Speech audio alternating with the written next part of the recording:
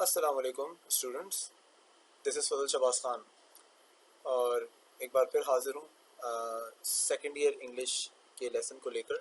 और एक बार फिर प्ले सेक्शन को ही आज कंटिन्यू करते हैं। प्ले सेक्शन के इंट्रोडक्शन को दो हिस्सों में समझने के बाद आइए आज ऑफिशियली हम इसके पहले और दूसरे चैप्टर को एक साथ, जो कि थोड़े से अनइम्पॉर्टेंट चैप्टर्स हैं लेकिन इन चैप्टर्स से कनेक्शन जो है वो बहुत से निकलते हैं आगे के चैप्टर्स के। तो आइए ज़रा आज शुरू के दो चैप्टर्स का ऑफिशियली आगाज करते चलें।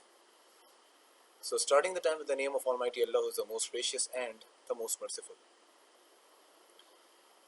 जैसे कि आप स्क्रीन पे देख सकते हैं, आज प्रिजनर ऑफ ज़ेंडा के चैप्टर्स को ऑफिशियल स्टार्ट करने जा रहा हूँ, चैप्टर नंबर 1 और 2 एक साथ।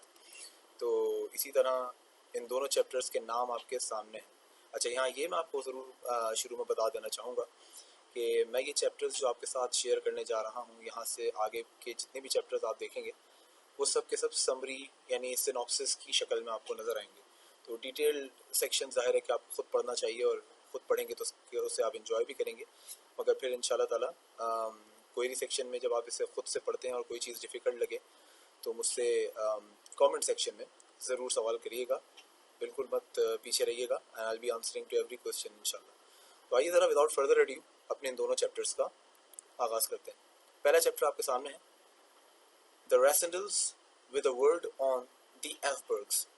अब यहाँ पे जैसे कि इंट्रोडक्शन के वक्त भी आप सुन रहे थे कि दो तरह की फैमिलीज़ के बारे में इस नॉवल के अंदर बात हो रही है। एक तो पार्क लेन लंदन में मौजूद जो फैमिली है बर्लेस्टन्स की, या जिसे दूसरे लफ्ज़ों में रेसिडेंट्स कहा जाता है, उनकी, और एक दूसरी फैमिली जो कि कंट्री ऑफ रूरिटानिया में और किंगडम ऑफ रूरिटानिया में रूलिंग जनरेशन के तौर पे देखी जा सकती है, और वो है एल्फबर्ग्स की, और जो कि ज़ाहिर है कि वो नस्ल दर नस्ल वहाँ पर हुकूमत कर रहे हैं।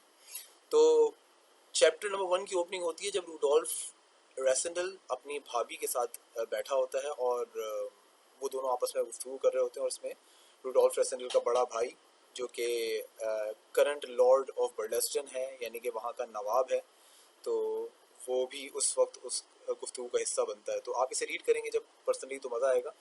और फिर उसके बाद अच्छा वो बातें कर रहे हैं एल्फबर्ग्स के बारे में। और चैप्टर 2 जो है वो concerning the colour of men's hair.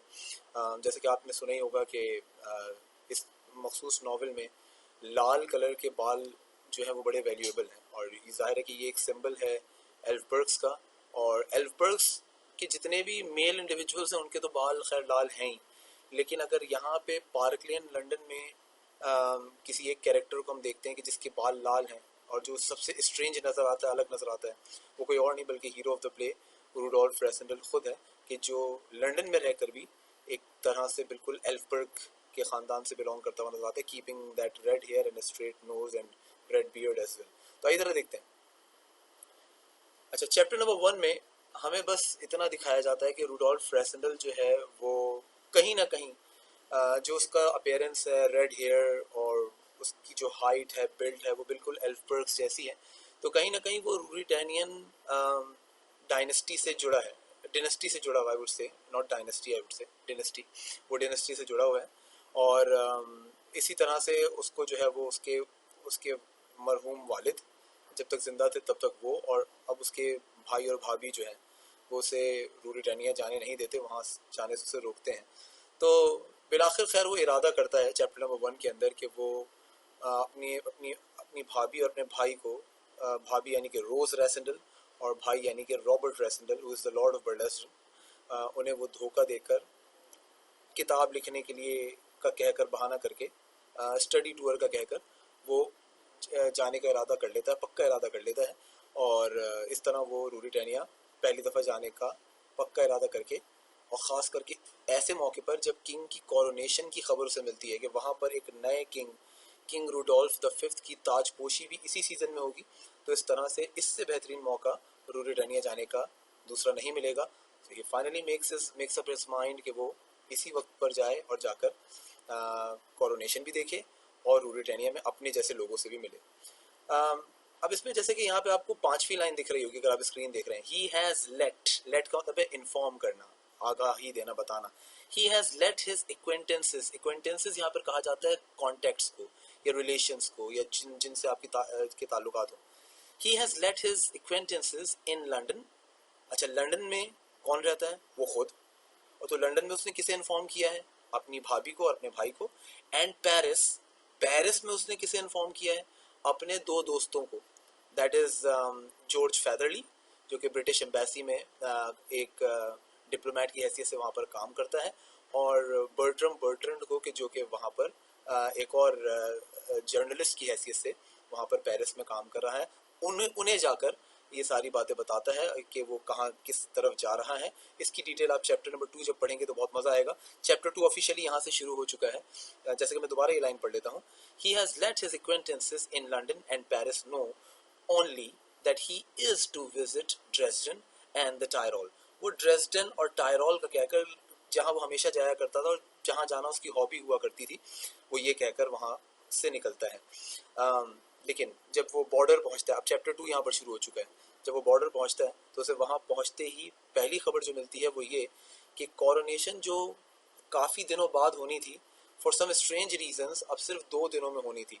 तो इसका मतलब ये था कि एक केओस चारों तरफ देखा जा सकता था कि वो सारे लोग जो कि प्लान कर रहे थे कि वो कुछ दिनों बाद आकर रूरिटानिया में क़याम करेंगे, किंग को ताज पहनते देखते हुए, या रूरिटानिया की कैपिटल सिटी स्ट्रेल्सा में जाकर वो रहेंगे। तो अब तो क्योंकि 2 दिन में ताजपोशी होनी थी, इसलिए स्ट्रेल्सा में लोग पहले से ही भर चुके थे।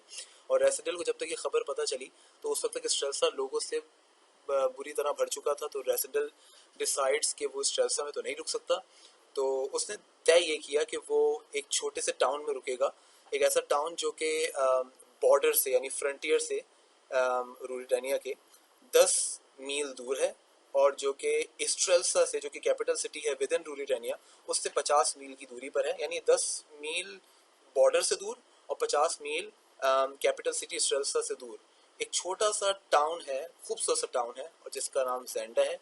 रेसिडेल तय करता है कि वो ज़ेंडा ही जाएगा ताकि वो अगली सुबह की ट्रेन, बुध को ताजपोशी होने वाली थी, बुध की ट्रेन लेकर वो वहाँ से सीधे चला जाए। तो इस स्लाइड को पॉज करके आप पढ़िएगा, आगे बढ़ते हैं।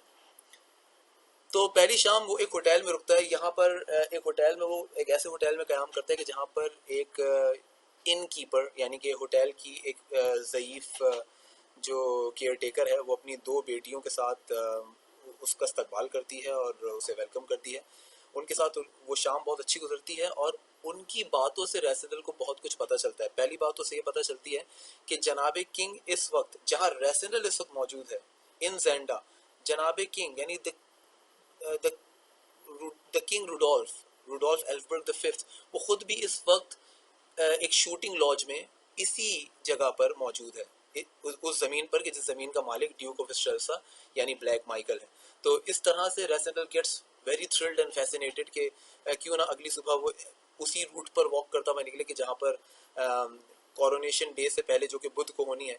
क्या ही अच्छा हो कि वो मंगल के दिन ही जो है वो किंग से मिल ले और उसको कैजुअली देखे और उससे बातचीत करे, उससे दोस्ती करे वगैरह वगैरह। ही बिकेम फैसिनेटेड टू से द लीस्ट। इसके बाद उसे ये भी पता चलता है कि जहाँ पर वो रुका हुआ है वो उसके सौतेले भाई, जैसे कि आप यहाँ पर चौथी लाइन में देख सकते हैं, तीसरी से चौथी लाइन में द किंग्स हाफ ब्रदर। यहाँ हाफ ब्रदर का मतलब है स्टेप ब्रदर यानी सौतेला भाई, या हु इज़ माइकल, जो कि आप अच्छे तरीके से इंट्रोडक्शन में सुन चुके हैं।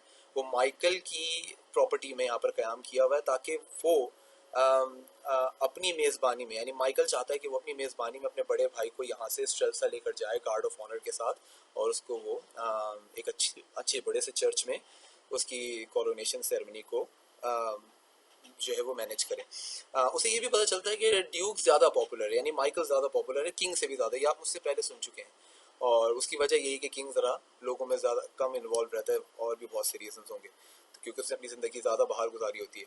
लेकिन एक बड़ी हैरानकुन चीज़ ये पता चलती है कि किंग और ड्यूक दोनों ही ख्वाहिश करते हैं कि वो अपनी कज़न यानी फ्लेविया से शादी करें। अब रूडोल्फ एल्फबर्ग तो फ्लेविया का मंगेतर है ही, और वो भी उसकी मंगेतर है बचपन से, लेकिन माइकल भी फ्लेविया से शादी करना चाहता है। That is very very strange. Rassendyll सुनकर बड़ा हैरान हो जाता है। And that sums up chapter number 2 all together, जिसके एंड में सिर्फ इतना होता है कि जोहान जो कि एक सपोर्टिव कैरेक्टर है, माइकल का गेम कीपर है, वो आखिर में आता है और उसे देखकर हैरान रह जाता है, किसे, रूडोल्फ रेसेंडल को, कि बिल्कुल हूबहू सेम शक्ल का बंदा आखिर बिल्कुल रूडोल्फ एल्फबर्ग जैसा एक और बंदा कैसे हो सकता है। तो ये एक कनेक्शन याद रखिएगा before we talk about chapter number 3। तो उससे मुलाकात करने के बाद वो यहाँ से उस रात अपने कमरे में सोने के लिए रूडोल्फ रेसेंडल चला जाता है। तो चैप्टर 1 और 2 की समरी आपने सुनी, और पाउस कर करके या पीछे जाकर 20 सेकेंड्स 30 सेकेंड्स आप ज़रा चेक करिएगा। अगर कोई पॉइंट आपकी समझ में ना आया हो या डिफ़िकल्ट लगा हो तो उसे मेक श्योर दोबारा देखिएगा। चैप्टर 1 और 2 दोनों की समरी यहाँ पे मुकम्मल हो गई। अब आपकी स्क्रीन पर कुछ वर्ड्स हैं। अच्छा, वर्ड्स यहाँ पर 2 स्लाइड्स में मैं आपको शो कर रहा हूँ क्योंकि 2 चैप्टर के वर्ड्स हैं। अब चैप्टर नंबर 1 के जो वर्ड्स आपको यहाँ पे दिख रहे हैं वो पहला वर्ड, दूसरा, तीसरा, चौथा और पांचवा, ये 5 वर्ड्स ऐसे हैं कि जो चैप्टर नंबर 1 से बिलोंग करते हैं। They are very very important, तो इन्हें आप ज़रूर अपनी प्रिपरेशन का हिस्सा बनाइएगा। और मैक्सिम से लेकर ऑनवर्ड्स जितने भी वर्ड्स आपको दिखेंगे वो फिर चैप्टर नंबर 2 से बिलोंग करते हैं। तो पाउस करके आप पहले इस स्क्रीन को देखिएगा, मैं आगे बढ़ता हूँ, और फिर ऑब्वियसली यहाँ पर मज़ीद आपके लिए कुछ वर्ड्स मौजूद हैं, इसे भी पाउस करिएगा और इत्मीनान से देखिएगा। तो that sums up our chapter number 1 and 2 summary, और इंशाल्लाह ताला हाजिर होंगे चैप्टर नंबर 3 की समरी को लेकर, और बहुत जल्द इंशाल्लाह, ताकि प्रिपरेशन आपकी कंटिन्यू रहे। सो फजल शहबाज खान को इजाज़त दीजिएगा। Until next time, it's good bye.